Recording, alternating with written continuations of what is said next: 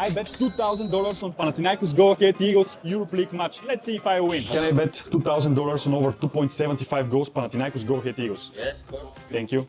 I'm very excited. This is a big bet. Thank you very much. This is a slip. We usually bet on under 2.5 goals. This time we bet on over because the both teams made a very big mistakes in defense. Panathinaikos have 4-1 first game on the Europa League match between their team and Young Boys. Also Go Ahead Eagles is very young team in the Europe. They are not playing usually in the Europe, so maybe they will be making very big mistakes. Their striker Milan Smith is playing and he wants to be in the main team. Now he in reserve on the main striker, but he is absent. He wants to show himself and to score goals.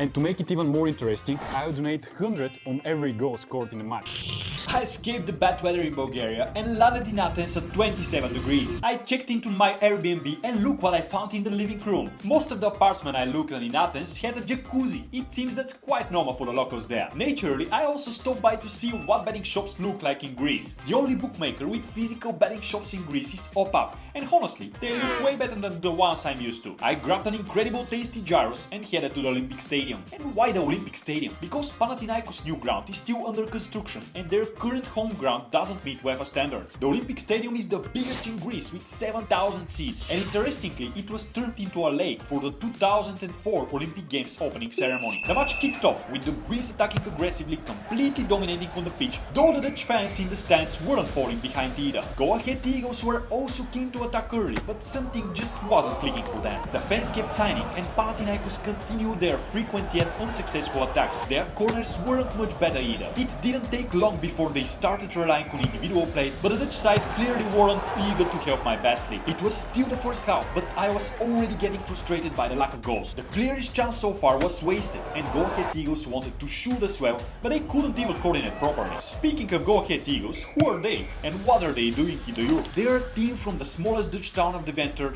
Last season they won their domestic cup, their first major trophy since 1933.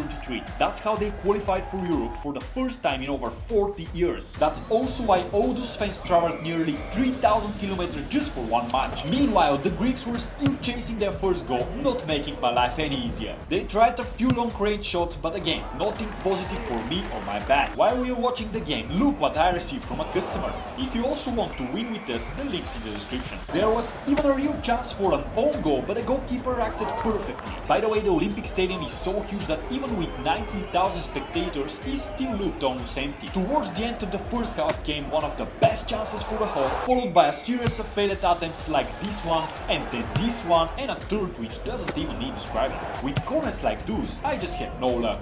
A sore run and a poor header from the 3 meters didn't help either. Sadly for me and my bad sleep, they tried exactly the same thing again seconds later. The Dutch also seemed to try and help me, but with those shots there was no way. At that point, I couldn't see how even a single goal would be scored. In the dying seconds of the first half, I saw another fine strike, but the Dutch keeper didn't crack. That was the last shot of the half, meaning I had just 45 minutes left for at least 3 goals to go in. Look at the stats, 21 shots in the first half and still 0 goals. The first shot after the break made it pretty clear that a goal wasn't coming anytime soon. I started getting really annoyed with both teams' bad play.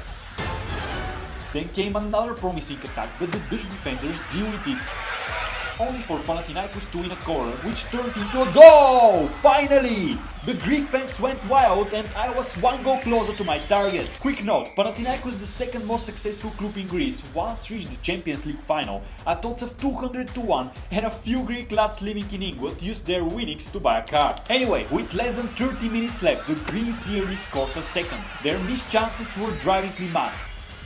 In the 75th minute, the Dutch launched a sharp attack and boom! Milan Smith, the player I mentioned in the analysis, scored. A second goal was in, but time was ticking and I still needed 3 goals for a half a payout. That only motivated the Dutch fans even more and demotivated the Greek ones. Still no new goal in sight. Even Panathinaikos shots were becoming less dangerous. They would run out of ideas and the match wasn't heading steadily towards 1-on-1. At that point, I wasn't even angry, just completely desperate. The visitors defended with everything they had. Just just a few minutes left and I was about to lose it all. Those corners weren't helping either. 82nd minute, pass to Milman Smith, and there it is! Third goal of the match, total turnaround. The away fans went crazy with joy and I won half my bet. Time to cash out my winnings, and as I promised, I donated $100 for every goal scored.